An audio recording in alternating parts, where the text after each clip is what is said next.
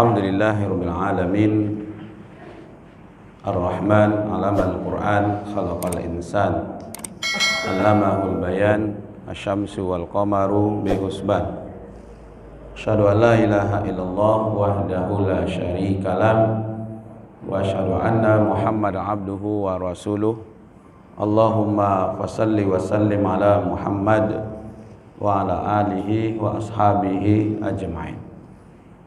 Amma ba'du, Allahumma arhamna bil Qur'an. Allahumma arhamna bil Qur'an.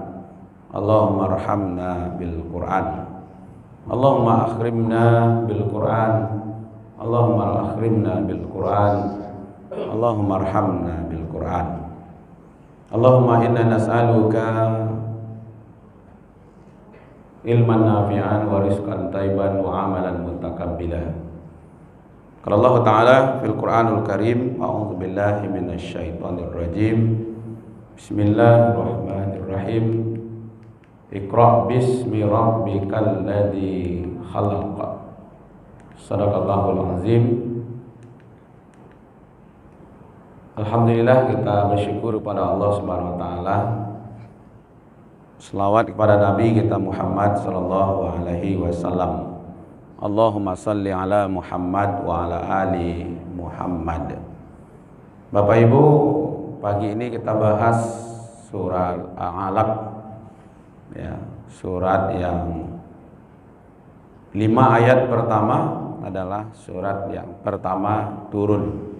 Bapak Ibu, ini namanya Gua Hira, ya. Ya, tempat Rasulullah sallallahu alaihi wasallam menyendiri, bersunyi-sunyi, bersepi-sepi. Sebelumnya Rasulullah sering bermimpi, kemudian beliau menenangkan diri di gua yang sempit ini. Walaupun saya sudah sering ke Makkah, tapi belum sempat datang ke gua ini. Ya. Yang sudah datang siapa? Belum. Ibu sudah masuk ke atasnya. Ini Gua Hira, tempat Rasulullah bersepi-sepi, tapi ini sebelum ayat turun. Jadi sebelum ayat turun, Nabi sering ke sini. Tetapi setelah Al-Quran diturunkan, ya kan? Dan semenjak itu sampai meninggal tidak ada lagi bersunyi-sunyi di sini. Karena fazakir innama anta muzakir. Beri peringatan karena tugas engkau adalah memberi peringatan. Jadi Nabi itu berada selalu bersama umat sampai beliau wafat. Jadi tidak ada lagi bersunyi-sunyi ke dalam gua. Jadi kalau ada sekarang ini kajian-kajian bersepi-sepi ke dalam gua atau kemana, berarti tidak melanjutkan risalahnya Rasulullah. Rasul berada di gua ini sebelum ayat turun, sebelum Al-Quran turun.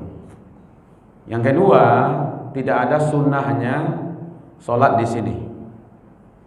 Kenapa saya tidak pernah datang ke sini? Satu alasannya, saya tidak mau kehilangan kesempatan untuk sholat di Masjidil Haram. Jadi ada orang yang mengejar sholat di sini, padahal sholat yang paling tinggi nilainya adalah di Masjidil Haram. Makanya kalau kita datang ke sini, kadang-kadang tidak sempat. Kalau datangnya malam, kadang-kadang orang mengejar sholat subuhnya di Gua Hira. Sholat subuh di Gua Hira tidak ada sunnahnya. Tapi seperti biasa saja dia. Karena sholat yang utama di Masjidil Haram. Kebetulan selama saya pergi ke Makkah itu musim panas. Jadi kalau mau pergi ke sini, kalau tidak ya malam. Kalau siangnya panas, dia cukup tinggi. Nah, ini gambaran sedikit tempat Nabi menerima wahyu yang pertama. Bapak Ibu yang dimuliakan, ini mukadimahnya pagi ini saja. Makkah tempat pertama wahyu turun. Makanya memang periode pertama kan berada di Makkah. Allah pilih kota Makkah untuk diturunkan wahyu. Allah tidak pilih kota Padang. Ya, kota Padang sudah ada sebelumnya? Masa iya? Kemarin ulang tahun ke berapa? Kota Padang. Tapi yang Padang ini sudah ada ya? Saya belum ada. Oh, namanya belum. Jadi yang jelas tidak dipilih Indonesia. Indonesia juga belum ada pada waktu itu. Adanya Indonesia baru setelah kemerdekaan. Ya kan, digabung semuanya. Ya, sekurang-kurangnya Allah tidak pilih belahan dunia bagian kita ini.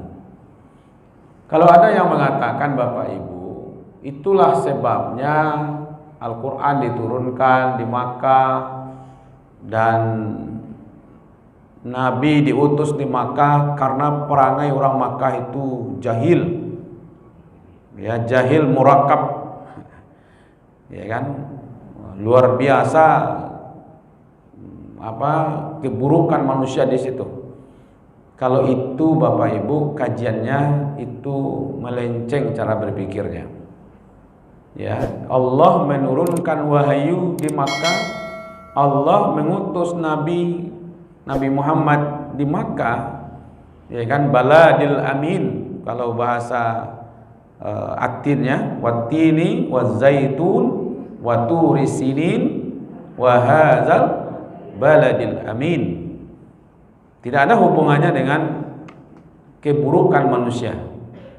Jadi bukan karena perangai orang Makkah itu cengkeh orang lalu di situ diturunkan Al-Qur'an, bukan. Ya kan? Makkah dipilih oleh Allah untuk diturunkan Al-Qur'an karena menurut Allah orang Makkah lah yang bisa pertama sekali menampung isi Al-Quran. Maka secara alam, ya kan, tidak ada kehidupan di situ. Batu itu secara alam, ya kan. Secara cuacanya cuma dua saja ya, panas, dingin. Ada peralihan yang sedikit agak adem, ya kan? Tapi tidak berapa lama. Dinginnya 3 bulan, panasnya lebih panjang. Jadi kalau secara alam tidak indah, secara cuaca tidak menarik, tidak adem, lalu apa tujuan orang ke Makkah? Ya kan? Kalau tujuan ke Bukit Tinggi mungkin melihat jam gadang, ada kebun binatang di situ, ada ngarai siano di situ. Mungkin juga mau menikmati kulinernya, ya kan? Ada itik lado hijau, pamannya kan? Ada nasi kapau, pamannya kan? Kulinernya ada, cuacanya yang lebih hebat di situ. Jadi saya tanya orang-orang dari Pekanbaru, kenapa setiap libur ke Bukit Tinggi? Di Pekanbaru tidak ada cuaca yang serpoiko deh Ustaz. Ya kan? Saya pernah diundang ke Dumai pengajian, itu ketemunya di Masjid Raya. Ya, dia dengar pengajian saya di situ 4 kali satu hari itu, mulai dari subuh, kemudian jam 10, kemudian Jumat khatib, kemudian asarnya, kemudian malam. Setelah isanya datang, ambo minat bawa Ustaz ke Dumai. Nah, kok jauh-jauh Pak kemari? Kami libur Ustaz, menikmati cuaca. Di cuaca sebenarnya yang paling dinikmati di Bukit Tinggi. Lah, maka apa yang dinikmati Pak? Itulah rahasianya Allah meletakkan di situ Ka'bah. Jadi orang datang ke situ bukan karena alamnya, bukan karena cuacanya, tapi cuma satu saja, karena di situ ada Ka'bah.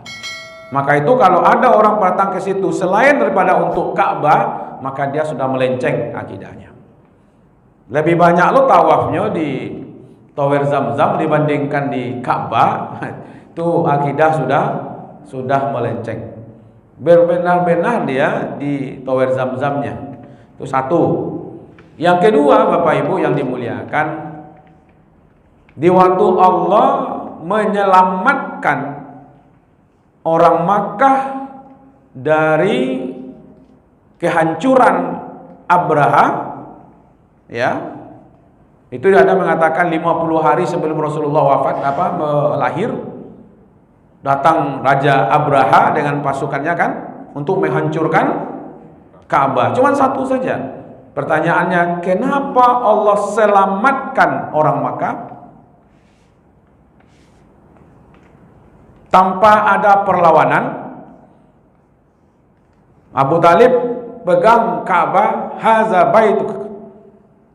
Ya Allah, ini rumahmu. Lalu didoakan saja, pergi lagi. Semua masyarakat Makkah semuanya dibawa keluar. Nanti kita dalami dalam surat Al-Fil, gitu ya. Tapi ambil sedikit tentang Makkah ini. Kenapa Allah pilih menyelamatkan orang-orang Makkah? Karena menurut Allah, orang Makkah lah yang akan menjaga Ka'bah dan akan menerima Al-Quran. Jadi bukan karena perangai, Pak, ya kan? Bukan karena perangai. Oh, situ orang bangsat banyak di situ, gitu ya. Tidak, Pak.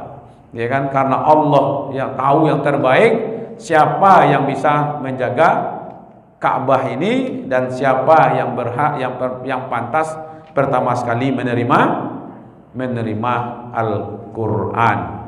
Maka itu ada nanti dalam surah At-Tin, kita tadabburi nanti dalam At-Tin wa Zaitun. Di situ ada Nabi Musa, Nabi Isa. Di situ nanti ada negerinya kan Palestina. Kemudian wa Sinin, bukit Sina. Di situ ada Nabi Musa. Baladil Amin.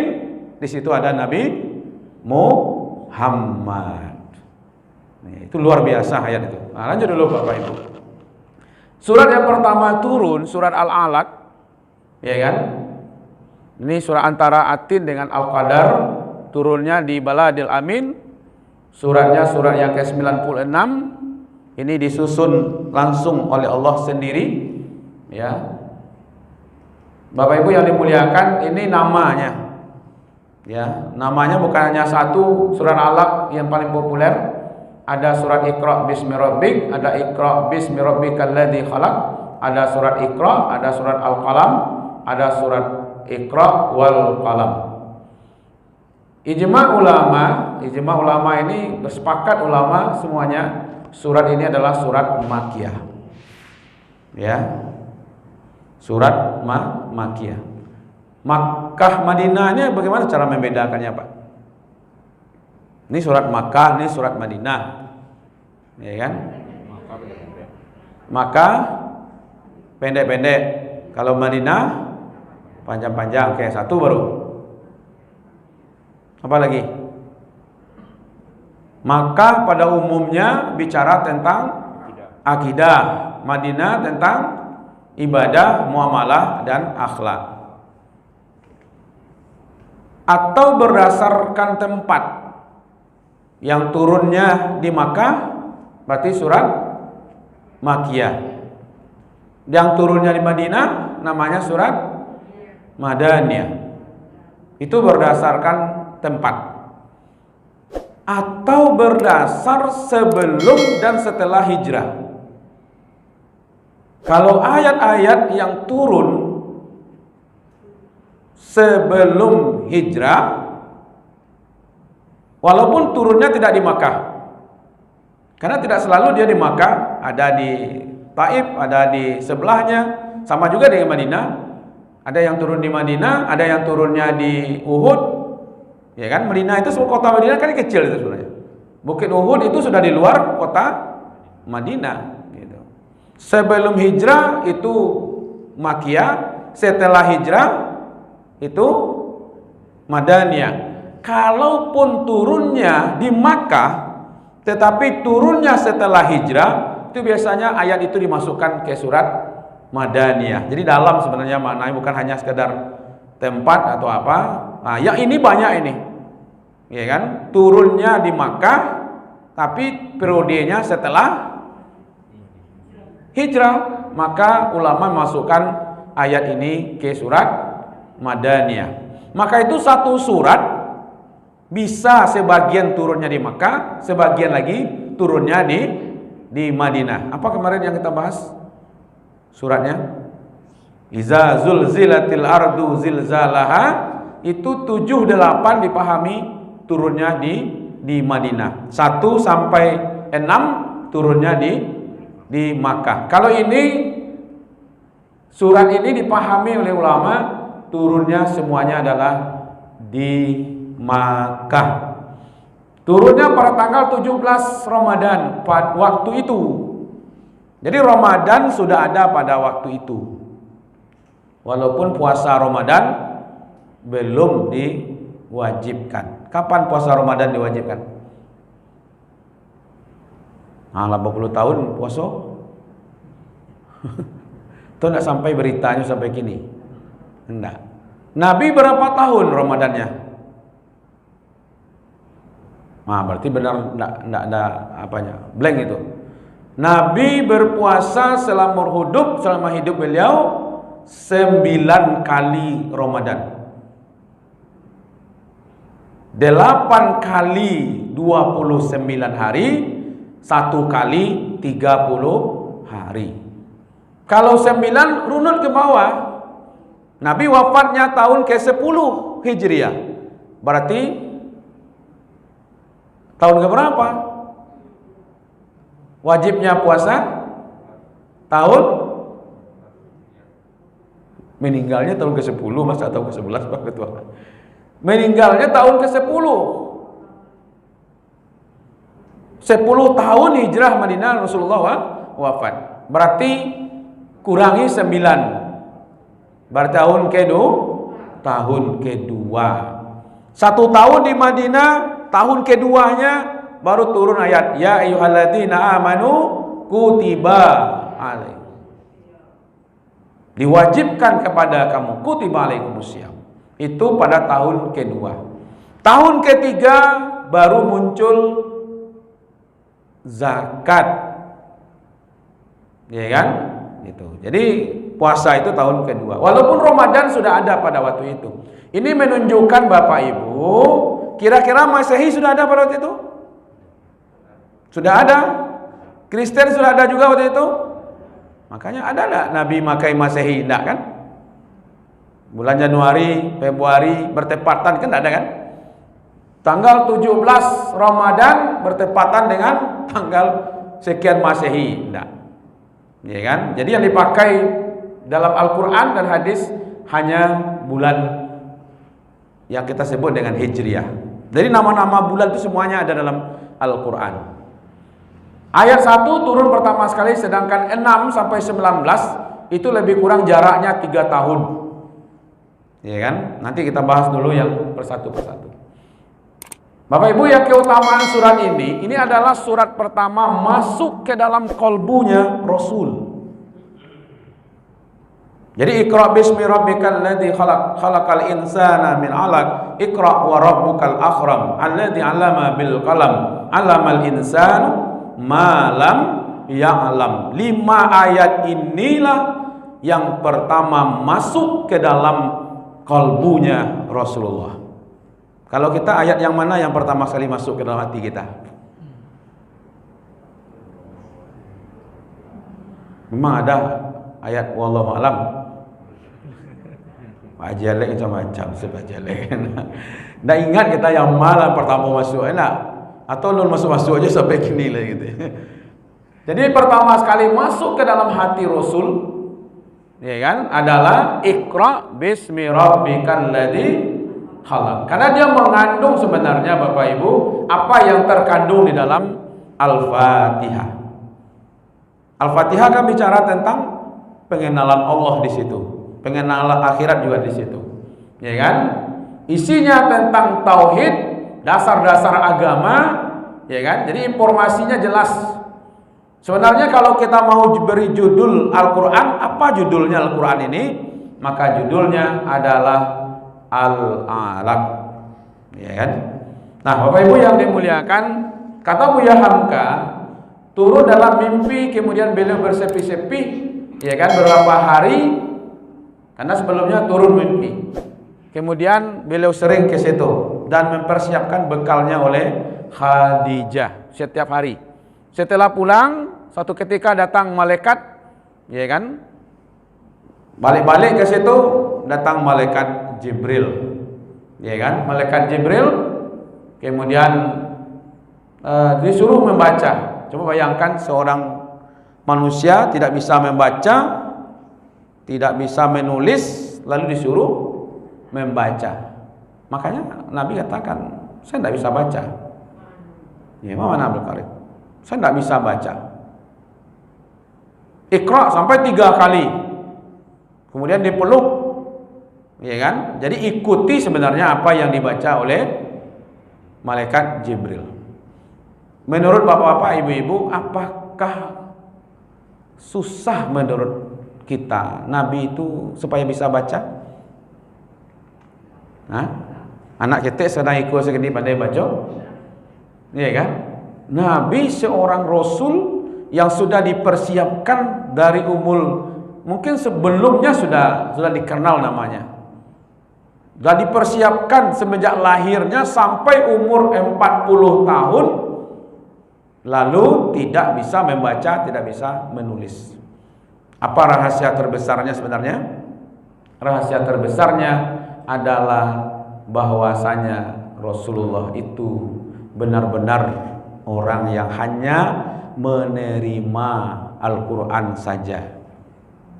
Jadi bukan karya beliau, bukan hafalan beliau, bukan bacaan beliau, bukan tulisan beliau. Itulah rahasianya sebenarnya. Kalau bagi Allah kan bukan susahnya itu, ya kan? Apalagi allamal insan malam ya'lam. Di situ udah kelihatan Allah mengajarkan manusia apa yang tidak diketahuinya. Nanti akan kita dalami, itu luar biasa Pak. Di situ kita paham apa yang kita dapat di hari ini itu karena Allah magih sekawan. Ya kan? Kalau ada orang yang pandai gini, wah mungkin pandai berdagang, pandai ini, itu karena Allah beri saja sebenarnya. Kalau Allah yang beri, suatu saat bisa dicabut, selesai kok. Ya kan? Jadi segala sesuatu itu tidak akan terjadi kecuali izin Allah. Bapak Ibu yang dimuliakan, di waktu Nabi menggigil, diselimuti, Nabi takutnya luar biasa Pak. Maka diselimuti oleh Khadijah, dihibur oleh Khadijah. Inilah tampilan Khadijah yang harusnya, ya kan, tampil memberikan kenyamanan kepada suami, bukan memberikan ketidaknyamanan. Udah jabatan le tinggi, iko bawahan motor lah batuka, patang macam lihat istrinya lah pakai hamil lo, tu tak nyaman suami ni tu. Dia fikir panjang tiba di rumah sudah tiba di kantor lah. Nah Khadijah banyak Khadijah. Allah tidak akan mengecewakan engkau katanya. Ya kan, Khadijah sudah tahu Pak, karena engkau selama ini menghubungi silaturahim. Jadi Nabi ku selama ini 40 tahun hanya berbuat baik saja kepada orang lain. Tidak pernah berselisih. Sampai 10 tahun itu dari 0 sampai 40 tahun umur beliau menjadi orang baik saja semuanya Pak. Makanya tidak ada orang yang akan tidak senang dengan beliau sebenarnya. Ya kan? Engkau suka memukul beban berat orang, bukan memikul beban diri sendiri. Suka menolong orang, ya kan? Kasihan kepada orang, selalu bersama orang. Kemudian Nabi itu menghormati tamunya, sampai tamu itu dikaitkan dengan iman. Ya kan? Tamu itu dikaitkan dengan iman. Kalau dia melayani tamu berarti dia beriman. Kalau dia tidak melayani tamunya berarti dia tidak beriman, Pak. Makanya man kana yu'minuna billah wal yaumil akhir falyukrim dhaifah. Siapa yang mengaku beriman kepada Allah dan hari akhir, maka muliakanlah tamumu. Tamu adalah orang yang datang ke rumah kita. Baik dia meminta atau tidak meminta, baik dia meminjam atau tidak meminjam, semuanya adalah yang datang ke rumah kita adalah tamu. Maka itu kadang-kadang Assalamualaikum. Nah itu dia, ya kan? Suka membantu orang lain dalam kesusahan. Engkau selalu berjuang dalam kebenaran, dan ini tidak akan menyebabkan engkau dikecewakan oleh Allah. Disitulah ketenangan seorang suami, ya kan? Istrilah yang menenangkan, Khadijah lah yang menenteramkan hati beliau. Maka itu wanita pertama yang beriman kepada Allah siapa? Khadijah. Ya kan? Maka itu jangan sampai lo beko istri lo yang tak mendukung dakwah suami. Jangan karena mengaji dah beko masuk lo pada ke penjara beko layu suaminya sekali. Ya kan? Saya Bapak Ibu pernah ada kasus mau dipenjarakan karena kisah keadilan. Tersinggunglah ketua pengadilan Sumatera Barat pada waktu itu pengajian. Akhirnya diinstruksikan pada anggotanya, kasuskan. Sampai sekretaris ikatan apa keluarga hakim. Ya kan? Pas mau tanda tangani, sekretarisnya mau tanda tangani, ini ustaz kami. Ya kan? Ini ustaz ambo kok di Mas Haji ambo. Ya kan? Kok apa masalahnya? Akhirnya saya ditelepon, ya kan? Diminta datang menjelaskan semuanya. Suratnya sudah melayang sebenarnya, tapi ditarik kembali. Bekecein ke istrimu, waduh, kau masuk penjara pak, akece istrimu. Kalau udah masuk penjara karena berdakwah, saya bangga sebagai seorang suami. Tapi kalau masuk penjara karena korupsi, ya kan, dunia akhirat ambo dah rela dah. Ya kan, biar tiap hari mau hantar nasi nanti, tidak usah bikin nasi banyak orang kemantan nasi. Malah jemaah waktu itu kalau ustaz masuk penjara nanti kami hantar nasi ke situ. Ya kalau tahu penjara, kalau tak tahu penjara apa mantan nasi. Ya kan, hilang semalam bagi gitu. Ya kan, tapi Bapak Ibu dakwah ya. Dakwah ini apapun dihadapi. Itu konsepnya Pak. Kalau takut usah berjawab Pak. Jadi berdakwah ini memang mengalami jalan-jalan yang berat Pak. Kalau ada jalan yang ringan diketemui oleh orang yang berdakwah, berarti dia salah jalan gitu. Ya kan?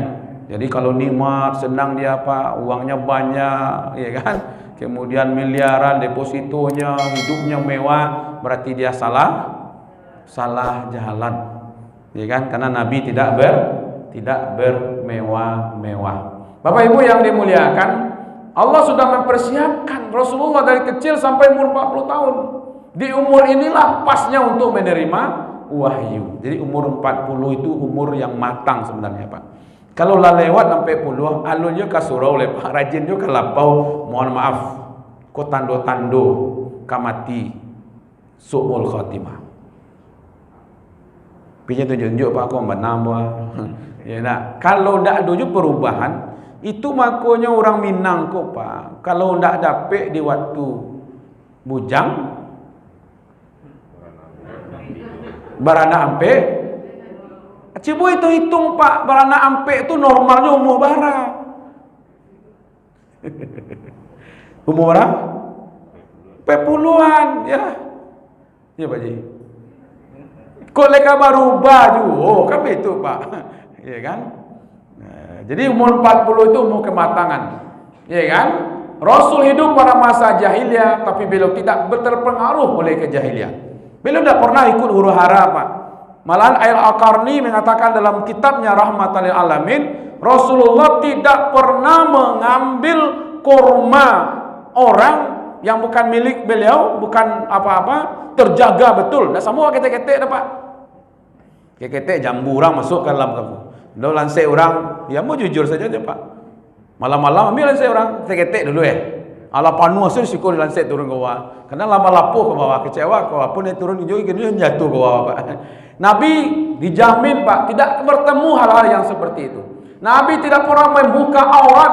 Pada masa itu beliau betul-betul terjaga auratnya.